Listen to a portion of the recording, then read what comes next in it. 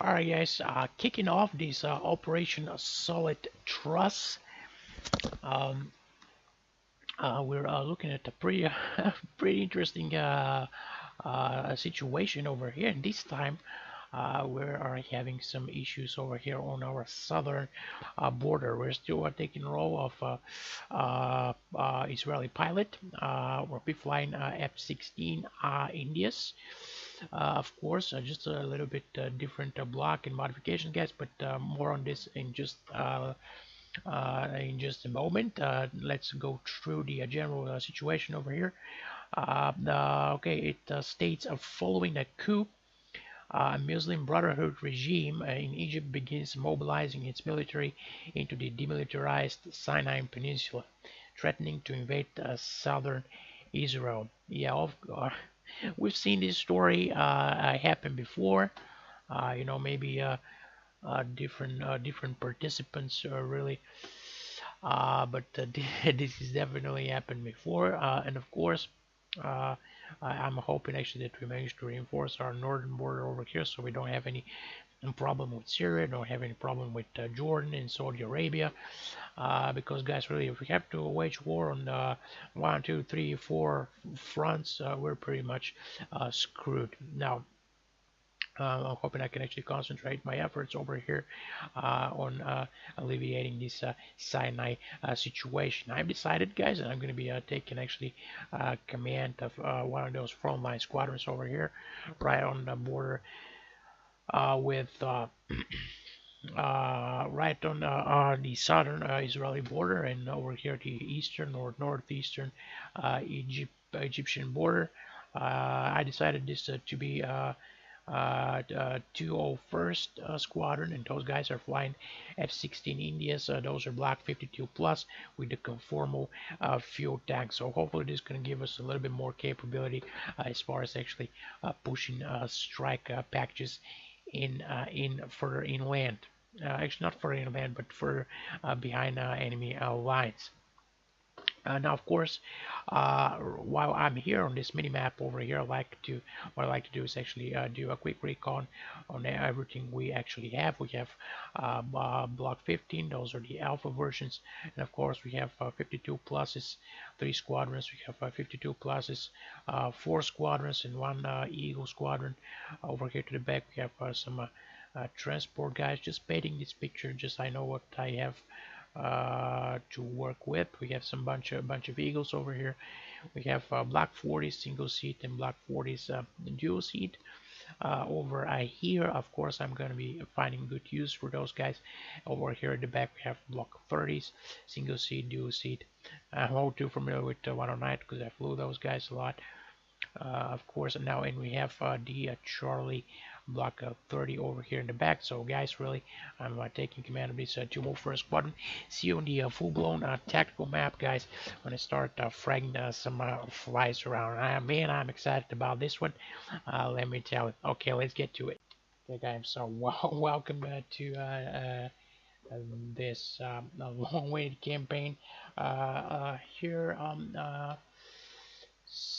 Solid trust, guys. We're kicking it off, and I can tell you those Egyptians are really well fortified, especially over here. I think this is Cairo. Actually, a whole bunch of cities over here. We have Ismailia, we have Zetan, and so on and so forth. But guys, really very well fortified, especially over here on this west bank of the channel. Really, don't have a whole lot of information whether they have stationed any troops actually on Sinai. I think they have, because we have this red color there indicating that belongs to the enemy. So it's to be determined pretty much what the actual number and composition of forces is. Remember, guys, always in these stages of the campaign, we're building on our intel. We're building on our situational awareness, the bigger picture, because we're actually striving to understand where the enemy is. This is the most important thing: where the enemy is, how many in number, and ideally what kind of actually enemy, what kind of composition. So I have nothing here, completely blank. All right, and uh, also. I have actually, nevertheless, I have actually pointed out a few key objectives and few key targets really that need to be taken out. Remember, guys, at these initial stages, I have 6 airplanes to operate. This is I would say pretty sophisticated jets. We're fine. We're flying the Block 52 Plus with the, of course, the conformal fuel tanks here. As you can see, those dorsal humps there, those are the fuel tanks. They're boat-on, I think. They're very easy to maintain in service.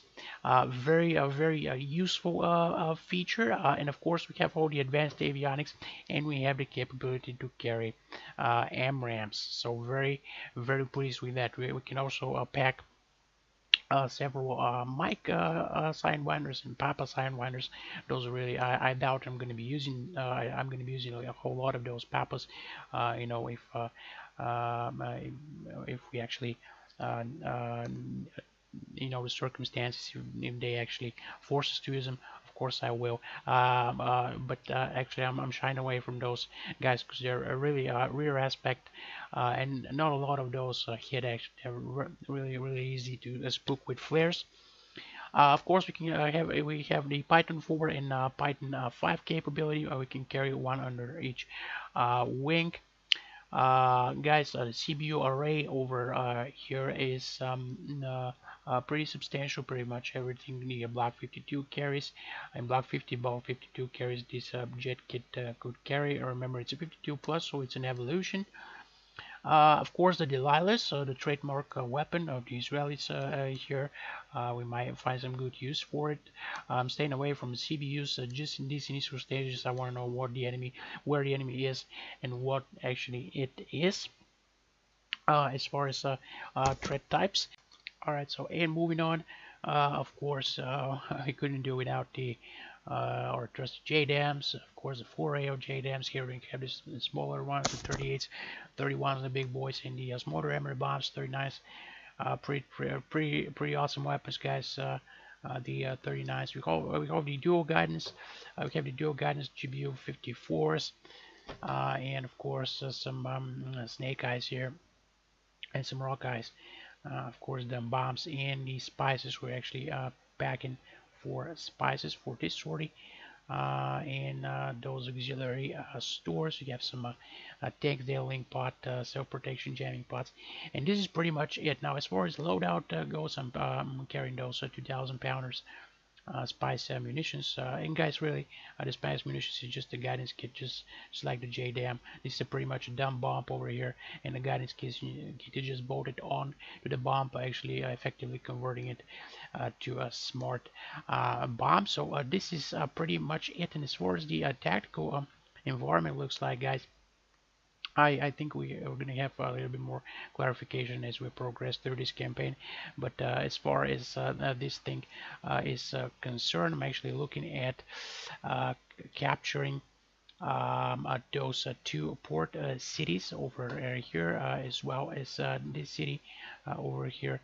I think this is El Arish. El Arish, and both of those cities over here, and I'm going to be using this main supply route over here. I know this is a flat ground, and we're going to have the ability to move very fast over it. Of course, this involves clearing all the hills there. Make sure we're not being ambushed by some enemy troops. And this is just a really quick, rundown on things I'm planning over here. We're gonna see. We may have to even change our plans as we're moving forward. So I'm using this northern over here coastal supply route to move my guys. I'm gonna be moving my guys towards the west. I'm traversing over here the channel. I think this is the Suez channel. I'm not sure. Yes, this is most likely the Suez channel. We have some bridges there, which undoubtedly the Egyptians are gonna blow up. I think. Yeah, basically taking those cities over here and ultimately taking this cluster of objectives. This is Sheikh Zavid, and I believe this is Cairo. No, this is Ismailia, and all those cities over here. We also have some major cities, El Fayoum. I don't think I'll go as far as capturing Fayoum and Abu Gandir. I think this cluster of targets here is pretty sufficient, and this is pretty much a long shot, guys. I mean, we have to traverse the whole of Sinai with our ground units and actually start capturing ground over here over Egyptian land. And this is pretty ambitious, I have to admit, but really this is what I think I'm going to be shooting for. Of course, just to accommodate those movements, I have to take out all the key installations over here, so they're not utilized by the enemy. We have some power stations over here, so effectively taking those out is gonna shut power down to all the key installations on the radar, all the radar stars. As you can see, we have Bir El Hassana, for example. It's a power complex. I think it's a huge power complex because it has to really supply a lot of electricity to a lot of facilities. It's actually indicated just as a power plant, so it's a pretty much self-sustained unit over here.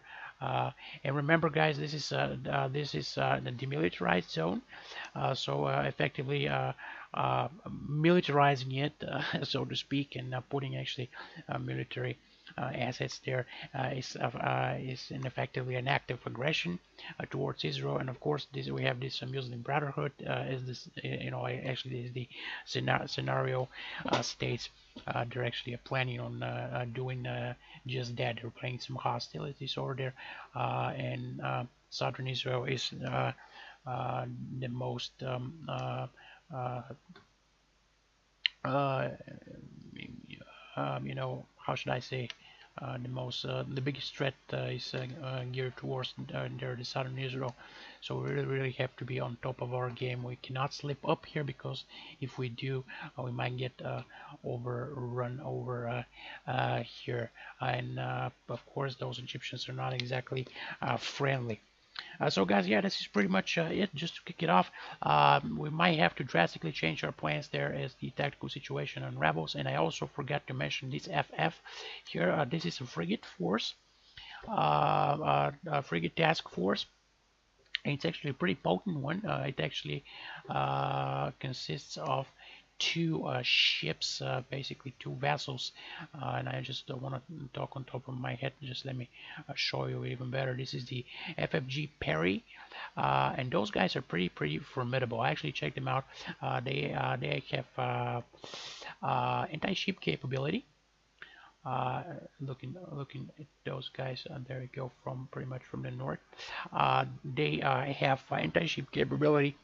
Very interesting. I don't think that those are actually Soviet boats. I would think not, because I think they pack AGM-84 ship launched version, of course, the Harpoon, and they have a bunch of SAM systems. SAM system, I think, actually spans 40 or 60 nautical miles, so pretty substantial. Actually, yeah, actually probably 20 or 40 or 45, somewhere in their range. They have semi-active radar homing SAM capability, so high threat really.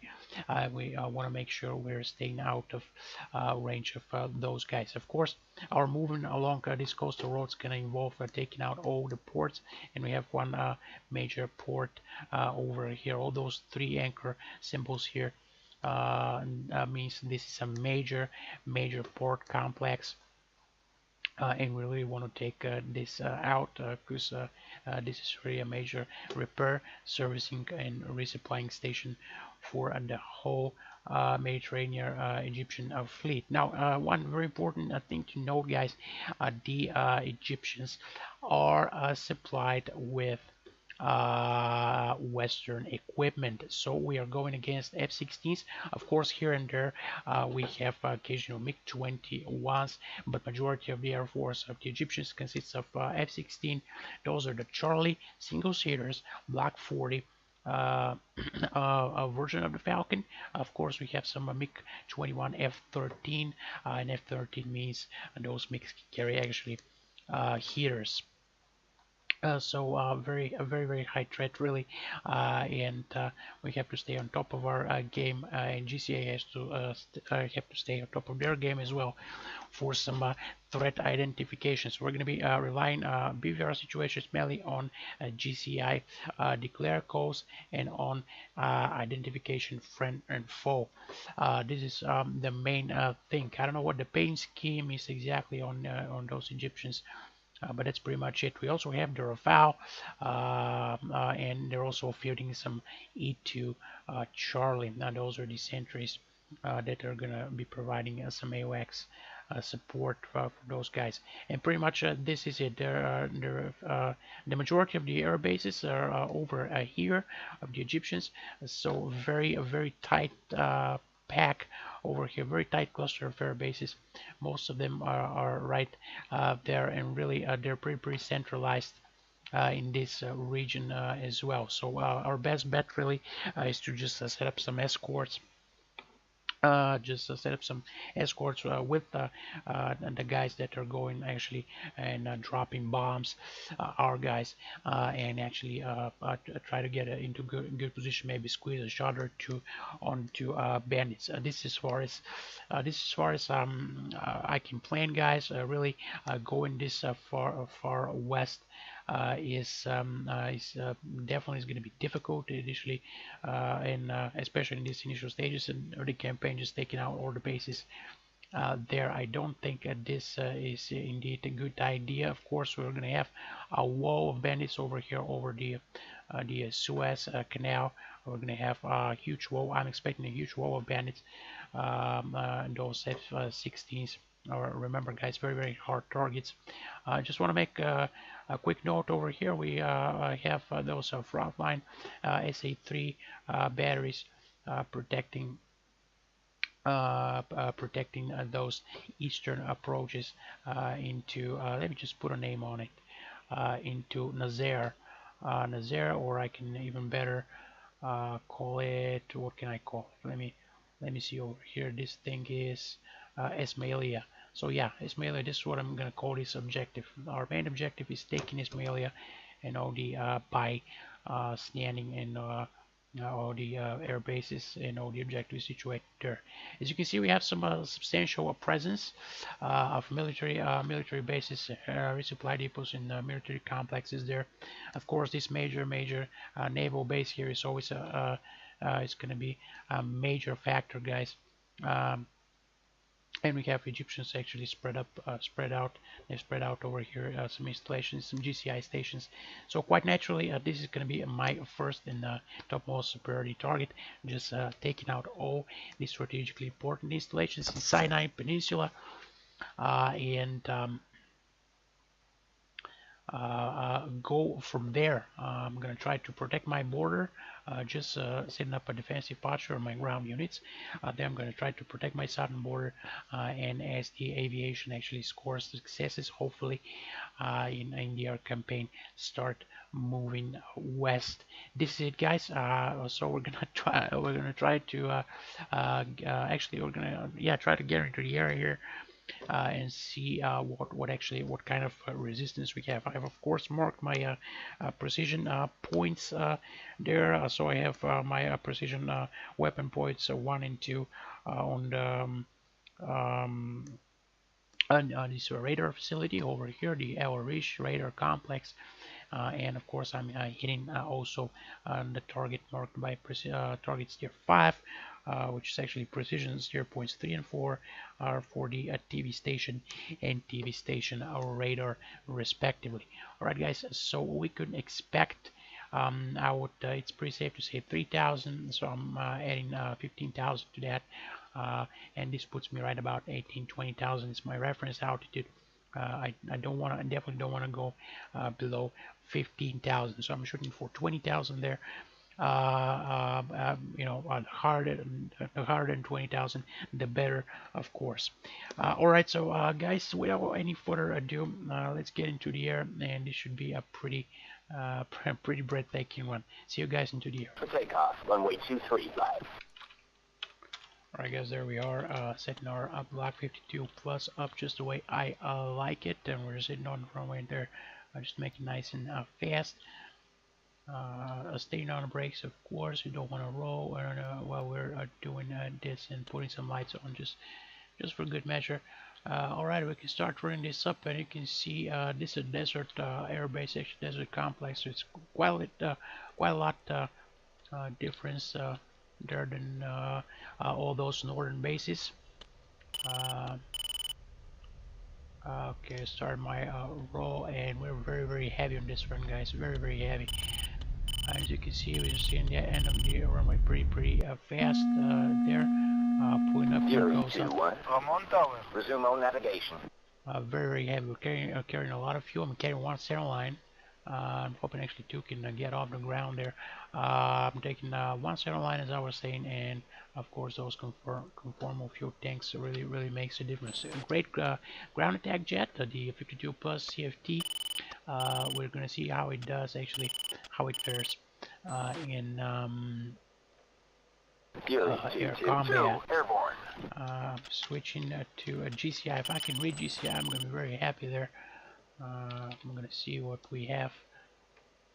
I think we should be able to catch it. Picture clear. Yeah, GCI is online. We have a clear picture. We have a bunch of our squadron bodies actually operating in the area. I'm going to start setting up the spice there.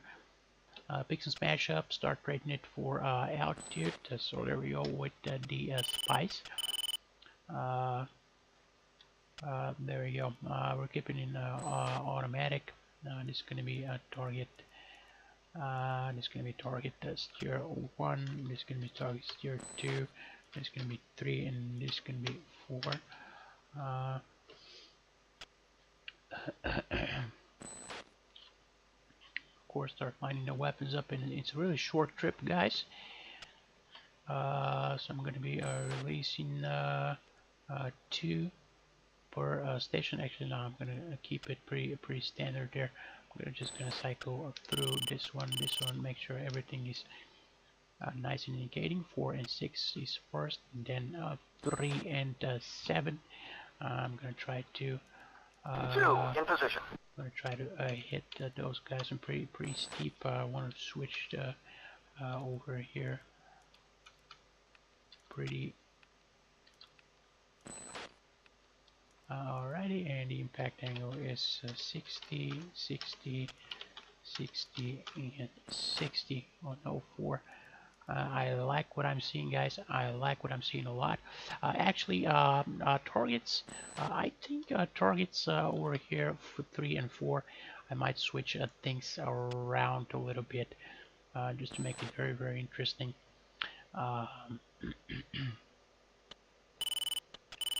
Just to make it pretty sweet. Keep those pictures on 2. Doesn't have any bombs, actually. It's on covering duty only. Picture clear. Okay, we have a clear picture. This should be really a short hop, guys. Really, we're releasing bombs and going back to base, and then going back into the air. This thing is going to be madness, absolutely. I can tell you, because we're just so hasty there to get some weapons off target. 33 miles to target, and I think I'm actually gonna switch the attack azimuth here. I'm gonna switch this baby up to 360, and this I'm gonna switch to 180. I'm gonna make this crisscrossing pattern there. All right. So I'm looking good. Fuel is 9.5. Weapons are lining. I can actually center this steer. This is purely for my information because I know I've set up this steer 7 there. There we go, steer 7, and steer 5. Of course, this is purely for my information, just for guidance. Of course, the weapons have they have their own guidance there. And their own symbology. As you can see, we're almost aligned. We're aligned enough just to make sure we're accurate. And the carrot starts dropping down. That's when you know you actually have good parameters. I'm actually pretty happy with this loadout, even though those are 2,000 pounders, and I'm carrying one center line. I have those CFTs on the back, and I'm holding pretty good speed, and we're busting through 17,000 at the moment. 18,000 is my floor, I would say, and 20,000 is what I'm going to be shooting for. Of course, if I can get higher, I'm going to be even happier. So guys, yeah, this is pretty much it. We're steaming ahead and keeping those GCI there from falling asleep. Fury 2-1, Sentry 1, picture clear. Of course, we have those two slammers, two mics underneath wing, and we're all game.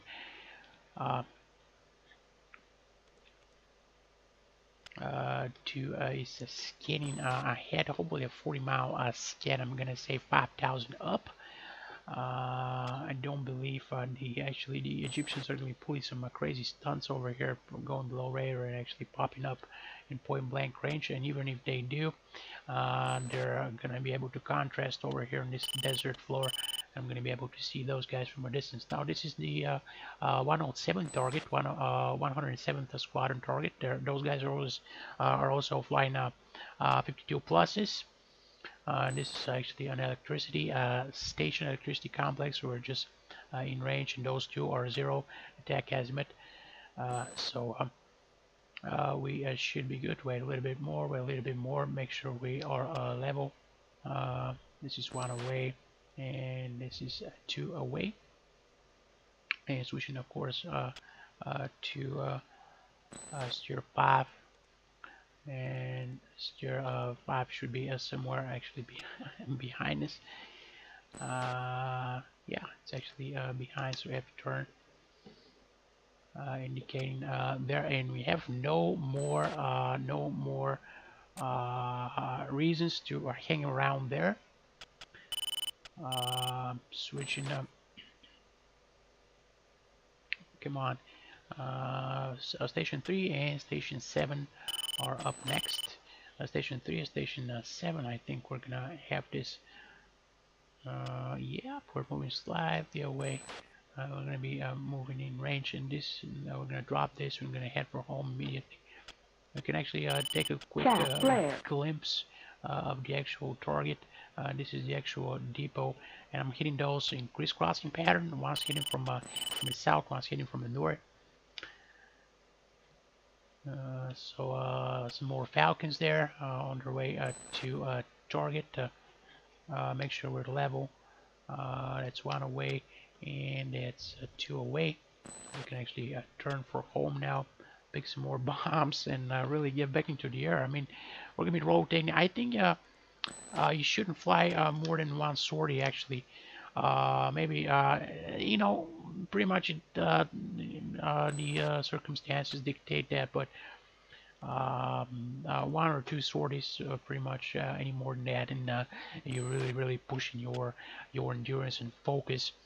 So guys, I would really go 1 sortie per 2 hours, 2 hours and a half, 4 hours. This especially if it's a short one like this, you can do 4, of course, in 2 hours. In an hour you can do 2 or maybe 3 of those.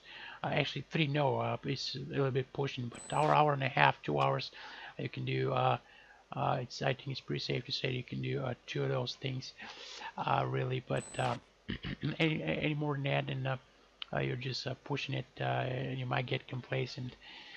Might overlook some stuff. Very bad thing. Keep those pictures going, and we're just waiting for the splashes over here. Fury 2-1, Sentry 1, picture clear. It's a good clear picture, a good clear sign. I didn't expect that. So the Israelis are probably gonna have. It's gonna take some time for them to organize their air force, and that's 1 hit. That's a 2nd hit. I think we did pretty good, pretty awesome on this target. Boom, boom. Go back to steer 7. Actually, as you can see, we have smoke there, so I think we might have done a good job there as well. Go back to air to ground, get the wind information, and start heading to a base, guys. This is pretty much it. I think I'm going to be landing this jet. Actually, just to stay current. It doesn't hurt. It's always good to stay current to actually save our weapons. and hammocks we can actually turn it off. Number 2's been an excellent wingman so far. Probably spoke too soon because you don't see Fury him. 2-2 on my way. Alright. Let's make you some turns there. Want to make sure he's not being engaged by some sneaky fighters. Fury 2-1, Sentry 1, picture clear. Alright, this is, I think, yeah. Switch back to uniform 1. Thank you very much, GCI. You've been great, and I think you're gonna be Fury very. 2-2, inbound for landing. I think those guys are gonna be some very busy radar operators. I can tell you guys. Since when you can see those secondaries there, those secondaries. Left heading 080, runway 23 left. Room 23 left. Alright. So we're actually doing this right turn. It's going to be a right-hand traffic pattern. Swing this around to the west. 23 left is where we're landing at. And guys, really, it's a visual weather. But even if conditions over here deteriorate, we're more than prepared, really. Altitude. We're more than prepared. I think 2 actually crashed, which is going to be very shameful if he did. I don't see him on daylink, or maybe there's something wrong with him. No, he's still up, so I can go ahead and return this guy to base, of course. It's going to be a purely visual traffic pattern here. Runway left is 23 left is where we're landing on. Want to make those nice and easy turn. Well, nice and easy for in the context of a combat airplane. Of course, you're not lined up, and you guys a very quick tip: when your wingtip is actually touching the runway, which this means you're actually a good distance of a lateral separation, which means you have appropriate lateral separation from that runway. And of course, keep in mind that 2000 clearance altitude to a 3000, which means there we're 1000 above. I actually made that huge turn there and overshot a little bit, but that's perfectly fine. Blow gear down. Actually go for the autonomous. Good morning, Fury 2. I'm on approach. Runway 23 left. Welcome back. I wanna. Good morning, Fury 2-1. I'm on tower. Clear for landing. Jet gear down. Track that those peptide lights there. Make sure we're good on the descent, of course, managing the throttle all the way just to control your descent with your throttle. If you're getting too low, just add some throttle. Of course, we talked about this many times. As you can see, we're a little bit low right now, and we're a little bit fast. This means I'm actually pre-compensating over here with the stick. Just a little bit. So add some throttle, pull nose up to smooth this out. And there we go. We can actually use all this runway and use all this good aerodynamic braking. So yeah, very good. Very pleased with that one. I think we're going to take this number 1 mark exit. It's going to be a left exit, I think. Yes, right there. Fury 2-2, descend to 6000, turn left heading 050, vectors to right base, runway 23 Fury 2 is on its way to land, which is always good. Very good. Fury 2-1, clear runway, incoming traffic. Alrighty, I am. So 2 should be on its way as well. Of course, we have some hard places there, but I don't think this jet's going to be hard placed. Okay, we're loading this thing up and putting it back into the air. Yeah, so this is pretty much it, guys.